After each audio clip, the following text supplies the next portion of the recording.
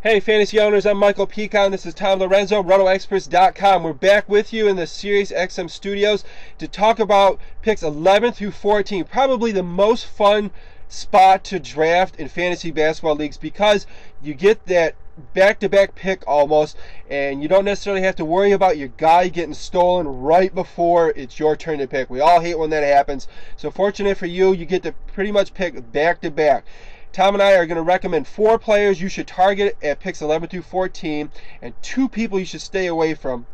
Now, Tom and I are both in agreement that Rajon Rondo is the guy you should grab at pick 11. Now, according to current ADPs, Rondo is not at number 11, but you're not going to get him at pick 14, so you need to grab him at pick 11 because there are a lot more big men at this end of the draft that you can fill in if somebody gets taken, whereas Rondo is the point guard to have. Tom, why do you feel Rajon Rondo is pick 11 quality?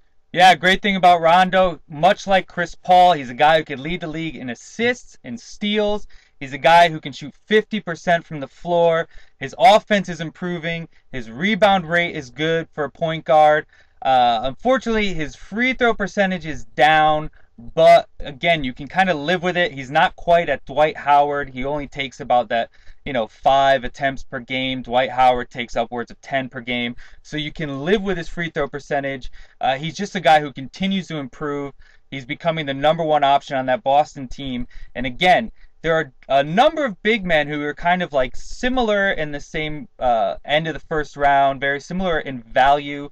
Rondo, if you can get him and then turn around and grab a big man, at the turn in the second round, I think it's a great pairing, and Rondo's definitely a guy you could look at there. Yeah, Rondo's a great guy to have because his stock just keeps rising and rising. Yeah. In like you mentioned, in Boston, the players are getting a little older, and Rondo's one of the younger weapons on that team, and they're going to rely on him. Obviously, he puts up the steals and assist numbers as we see. Yeah. And we're also going to see some more scoring out of him, hopefully a little more three-point shooting. But Tom, you bring up a good point. There are a lot of big men at this tail end of the draft that you can get, and Amari Stoudemire is one of them. Also, Brook Lopez, and who's another guy out of these big men that you would target in picks 11 through 14? Yeah, another guy I really like is Josh Smith, one of the top defenders in the game. When you add up his steals and blocks, he's right on par with Dwight Howard, steals and blocks combined. Great defender, is a guy who can rebound well, starting to up his scoring a little bit. Field goal percentage is good. Free throw percentage is high 60s, but again, you can live with it. He's not a bulk free throw shooter. Doesn't hit threes, but of course, you're not drafting your big man to hit threes at this point. But for his defense, Josh Smith is definitely a guy you want to get. And if you compare him with Rajon Rondo, I mean, I can't imagine you losing steals to anyone. You got a big blocks help there, good field goal percentage, a nice start to your team. Yeah, Josh Smith and Rondo are a great combination because you pretty much seal up, like you said, steals, and then you got a great guy doing for blocks. Another 2 guys at target at these positions is Brook Lopez and Amari Stoudemire, as I mentioned. Amari Stoudemire is back in D'Antoni's system, something he's familiar with, and he's going to be on a New York team that he's going to have to carry the load. So as long as he stays healthy, most of his injuries have been kind of freak injuries, so they're not going to necessarily affect his longevity or his knees and that. And I just think Amari Stoudemire is going to have a breakout year, if you can say a breakout year. I mean, the guy's been a pretty great fantasy producer. And also Brook Lopez is arguably #1 or 2 compared to Dwight Howard at the center position, depending if you want to consider free throw percentage. Brook Lopez obviously has a better free throw percentage, and he's proven to be a solid low on the block scorer. So he's a good anchor for you to have at the center position if you can get Brook Lopez, Amari Stoudemire, or Josh Smith out of those 3 people who are left. But 2 people that we should stay away from, and the fantasy owners should stay away from, are obviously Carmelo Anthony, and who else should we stay away from? Tyreke Evans is another guy who's going a little too early, going in that tail end of first, early second. Some leagues, some guys are getting really excited about Tyreke. Yeah, you should get excited about Tyreke.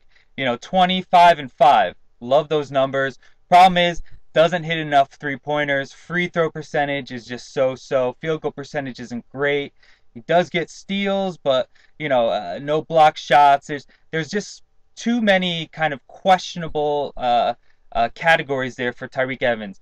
He's a great talent, a guy I would love to get in the third round, but at that tail end of the first, early second, where he's going in some leagues, he's just too early for me. Yeah, and there's a lot of sleepers in the point guard position that we highlight in our fantasy basketball point guard previews that you can get later in the drafts, allowing you to get some of these big men that'll sure up a lot more categories than probably Tariq Evans will, as well as Carmelo Anthony. Carmelo Anthony is almost one-dimensional as well, and as fun as he is to watch and as many points as he can put on the board, as fantasy owners, we look for more than just scoring. That's why we recommend that you stay away from Carmelo Anthony.